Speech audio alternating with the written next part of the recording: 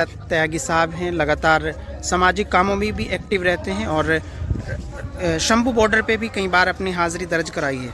हम त्यागी जी से भी इस बारे में बात करना चाहेंगे कि इस आंदोलन को किस तरीके से देख रहे हैं और आगे की जो रणनीति रहेगी किसानों की, किस तरीके से किसान आगे बढ़ने की कोशिश। देखो, पूरे देश का किसान इस आंदोलन से जुड़ा हुआ है, चाहे वो हरियाणा है, पंजाब है, हिमाचल है, उत्तर प्रदेश है। ऐसा नहीं कि पूरे देश के किसानों की निगाह इस आंदोलन पर है।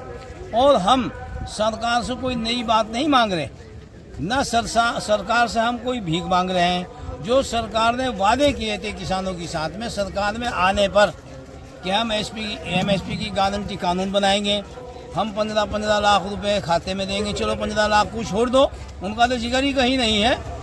लेकिन जो वादे किए थे सरकार में आने पर उन वादों को पूरा करते सरकार, वही बहुत है। और इस धरने पर, चाहे वो यहाँ शंभू बॉर्डर का धरना हो, चाहे खनौरी बॉर्डर का धरना हो, पूरे देश के किसान इनकी साथ में हैं। और बड़ा आंदोलन होगा तो पूरे देश के किसान अपने ट्रैक्टर से, पैदल से, अपने वाहनों से इनकी साथ खड़े हुए दिखाई देंगे। शुक्रिया बहुत बहुत। भगत सिंह वर्मा, राष्ट्रीय अध्यक्ष, भारतीय किसान यूनियन वर्मा, पश्चिम प्रदेश मुक्ति मोर्चा। लगातार किसानी आंदोलन में त्यागी साहब हमें नज़र आते रहे हैं और इनके साथी भी लगातार जो शंभू बॉर्डर का मोर्चा है इस पे हमें नज़र आते रहे हैं। साथ और भी कई अजीज़ हैं। हम वर्मा जी से बात करना चाहेंगे कि किस तरीके से किसानी आंदोलन को देख रहे हैं, कि जिस तरीके से पिछला आंदोलन हुआ था, इस आंदोलन में पिछले आंदोलन के मुकाबले काफ़ी सारी चीज़ें अलग हैं। सरकार ने इस बार किसानों को बांटने के लिए तरह तरह के हथकंडे अपना लिए हैं। कुछ किसानों को खालिस्तानी भी कहा जा रहा है और ये भी कहा जा रहा है कि किसानों की अना का मसला है दिल्ली पहुंचना। तो वर्मा जी किस तरीके से देखते हैं इस आंदोलन को? भगत सिंह वर्मा, राष्ट्रीय अध्यक्ष, भारतीय किसान यूनियन वर्मा, पश्चिम प्रदेश मुक्ति मोर्चा। देखिए, सरकार का ये कहना कि खालिस्तानी है, आंदोलनजीवी हैं, परजीवी हैं, पता नहीं कितनी बातें सरकार कहती है, वो बिल्कुल निराधार और गलत है। पंजाब देश का हिस्सा है और पंजाब ऐसा स्टेट है जो खाद्यान्न में सारे देश को आत्मनिर्भर बनाता है। पंजाब का सबसे ज़्यादा मेहनती किसान है और लड़ाई लड़ने वाला भी, चाहे वो आज़ादी की लड़ाई लड़ी हो, चाहे वो किसानों की लड़ाई हो।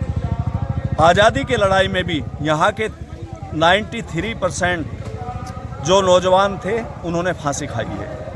90% से अधिक यहाँ के लोगों का भागीदारी रही है आज़ादी की लड़ाई में।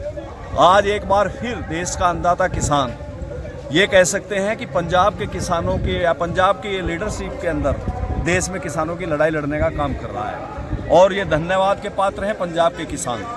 शंभू बॉर्डर पर हम लोग 3 दिन पहले भी रह के गए हैं। आज फिर हम शंभू बॉर्डर से देश के किसानों को ये निवेदन करना चाहेंगे कि देश के किसान, चाहे वो गन्ने के किसान हैं, चाहे वो कपास के किसान हैं, चाहे सोयाबीन के किसान हैं, चाहे वो पंजाब के गेहूं और धान के किसान हैं, इस लड़ाई में सभी को इकट्ठे होकर मजबूती से लड़ना चाहिए, क्योंकि ये आर्थिक आज़ादी की लड़ाई है।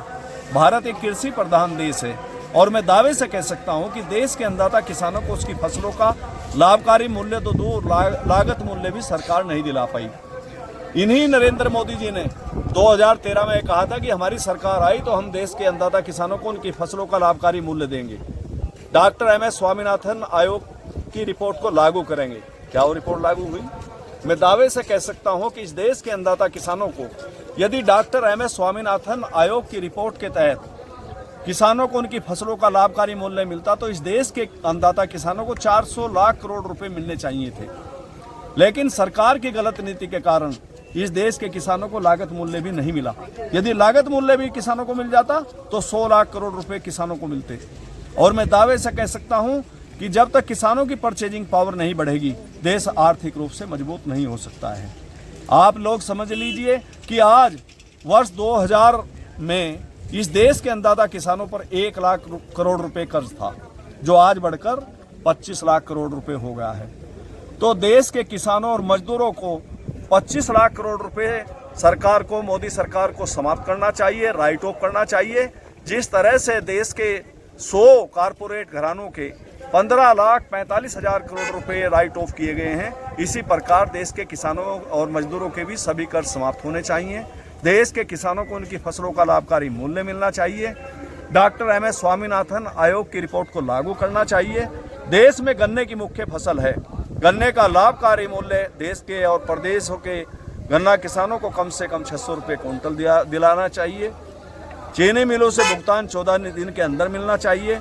भारत सरकार का एक जीओ है शुगर कंट्रोल ऑर्डर 1966, उसके तहत जो चीनी मिल 14 दिन के अंदर गन्ना किसानों को भुगतान नहीं करती उन्हें 15% वार्षिक हुआ है कि देश के अन्नदाता किसानों को देरी से किए गए गन्ना भुगतान पर ब्याज चीनी मिलें दें। पूरे देश की यदि मैं बात करूं तो पूरे देश की चीनी मिलों पर 30,000 करोड़ रुपए से अधिक हमारा ब्याज चीनी मिलों पर बकाया है, जिसके लिए सरकार कोई कदम उठाने को तैयार नहीं। जब क्या सारे नियम कायदे कानून किसानों पर ही लागू होंगे? दिल्ली किसान कोई राज्य में भागीदारी मांगने के लिए नहीं जा रहे हैं। ये किसान, शंभू बॉर्डर के किसान, पंजाब के किसान इकट्ठा होकर दिल्ली अपने हकों के लिए जा रहे हैं। इन्हें राज नहीं चाहिए, इन्हें अपने हक चाहिए। और कोई ब्रिटिश हुकूमत नहीं है कि आप रास्ता रोक देंगे शंभू बॉर्डर पे, इनका केले ठोक देंगे, पत्थर के बड़े बड़े वो लगा देंगे जेसीबी से। क्यों किसानों का रास्ता रोका जा रहा है? तो मोदी जी जल्द ही किसानों की समस्याएं हल करें, एमएसपी को गारंटी कानून बनाएं, किसानों को उनकी फसलों का लाभकारी मूल्य दें, 58 वर्ष से अधिक के किसानों और मजदूरों को 10,000 रुपये प्रति माह पेंशन दिलाएं। सभी मुकदमे जो आंदोलन के दौरान किसानों पर हुए हैं उन्हें वापस किया जाए।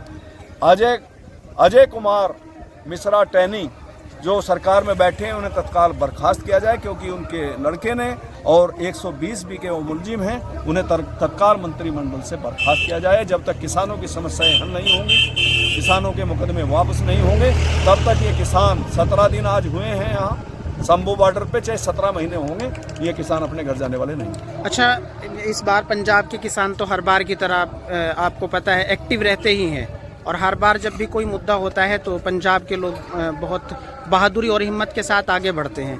लेकिन इस बार ऐसा क्या हुआ है कि हरियाणा का किसान निकलने में बहुत ज़्यादा डर महसूस कर रहा है? क्या सत्ता में बीजेपी है और हरियाणा और यूपी में भी बीजेपी है, यही वजह है, यही रीज़न है? ये इसके अलावा कोई और वजह है? क्योंकि हरियाणा का किसान भी बहुत कम बाहर निकला है, कई ज़िलों में लगातार नेट बंद किया गया है, और यूपी से भी इसी तरीके की खबरें सामने आ रही हैं कि वहाँ का भी किसान बहुत कम तादाद में बाहर निकल रहा है। देखिए, किसान, मोदी सरकार ये भूल जाएगी किसान डरने वाला है। किसान डरने वाला नहीं है। ये जरूर हम मान सकते हैं कि पंजाब का किसान पहले से ही बहादुर है। आज़ादी की लड़ाई में भी 93% यहाँ के नौजवानों ने फांसी खाई है, और एक बार फिर ये आर्थिक आज़ादी की लड़ाई है। तो इसमें चाहे वो पंजाब का किसान है, चाहे हरियाणा का किसान है, उत्तर प्रदेश का किसान है, सबकी भागीदारी है, और किसान सब एकजुट है, उसे बांटा नहीं जा सकता। और ये लड़ाई निश्चित रूप से 2024 के लोकसभा चुनाव में मोदी जी को एहसास हो जाएगा कि किसानों की जो अनदेखी हो रही है, निश्चित रूप से 2024 के लोकसभा चुनाव में भारतीय जनता पार्टी को हार का मुंह देखना पड़ेगा।